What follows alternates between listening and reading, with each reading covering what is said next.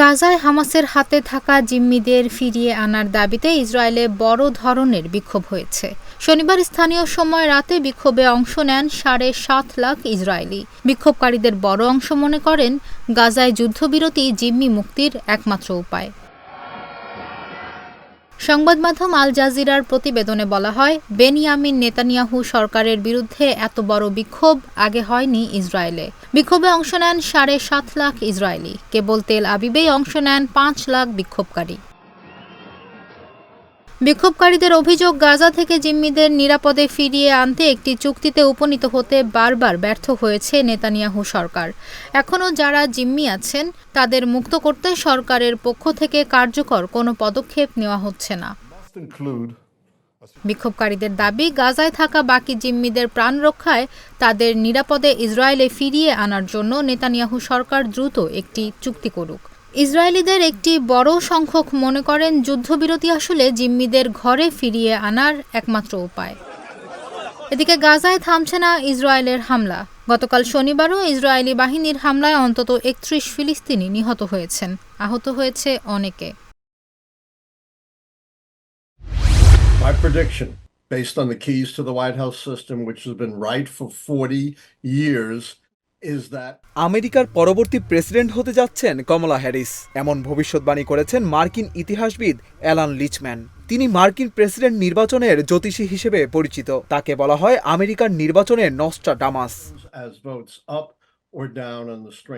এক ভিডিও বার্তায় লিচম্যান বলেন, নির্বাচনে ডেমোক্রেটিক দল জিতবে, আমেরিকার পরবর্তী প্রেসিডেন্ট হবেন কমলা হ্যারিস। এবারের নির্বাচন নিয়ে এটি আমার ভবিষ্যৎবাণী। গত বৃহস্পতিবার মার্কিন সংবাদ মাধ্যম নিউ ইয়র্ক টাইমসে ওই ভিডিও বার্তা প্রকাশ হয়। প্রেসিডেন্ট নির্বাচন বিষয়ে নির্ভুল ভবিষ্যৎবাণী করার খ্যাতি রয়েছে অ্যালান লিচম্যানের। এ কারণে তার বক্তব্যকে গুরুত্বের সঙ্গে নেওয়া হয়।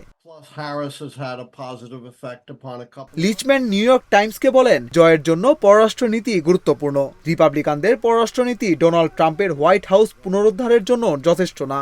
১৯৭৩ সালের পর থেকে ওয়াশিংটন ডিসির আমেরিকান ইউনিভার্সিটিতে অধ্যাপনা করছেন অ্যালান লিচম্যান। গত ৪০ বছরে ১০টি প্রেসিডেন্ট নির্বাচন নিয়ে ভবিষ্যৎবাণী করেছেন তিনি। এর মধ্যে ৯টিতেই তিনি সঠিক প্রমাণিত হন। কেবল ২০০০ সালে জর্জ ডব্লিউ বুশ যে আল গোরকে হারাবেন সেটি তিনি আগে থেকে বলতে পারেননি। অ্যালান লিচম্যান ভবিষ্যৎবাণী করার ক্ষেত্রে সব মিলিয়ে ১৩টি মানদণ্ড বিবেচনা করেন। এক্ষেত্রে যদি ক্ষমতাসীন দল ৬ বা তার বেশি মানদণ্ডের পর্যায় পার হতে পারে তাহলে তাদের বিজয়ী ধরে নেওয়া হয়। তার ভবিষ্যৎবাণী নিছক অনুমান নির্ভর নয়। ট্রাম্প আর কমলার নির্বাচনী প্রতিদ্বন্দ্বিতা সম্পর্কে ভিডিওতে লিচম্যান বলেন, এবার ১৩টির মধ্যে ৮টি মানদণ্ডে কমলা এগিয়ে গেছেন, যা তার বিজয়কে নিশ্চিত করেছে। আগামী ৪ বছর ডেমোক্রেটিকরাই হোয়াইট হাউসে থাকছেন।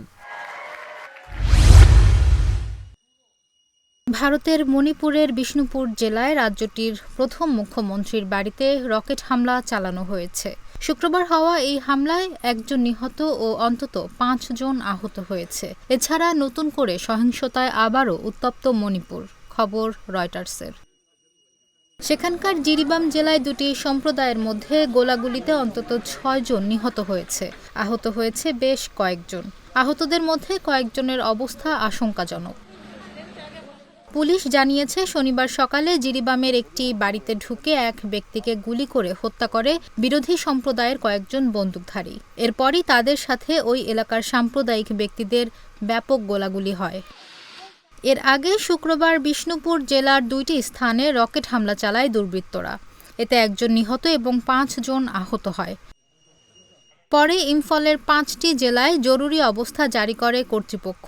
একই সাথে নিরাপত্তার স্বার্থে শনিবার মণিপুরের সব শিক্ষা প্রতিষ্ঠান বন্ধ রাখার ঘোষণা দেয় রাজ্য সরকার।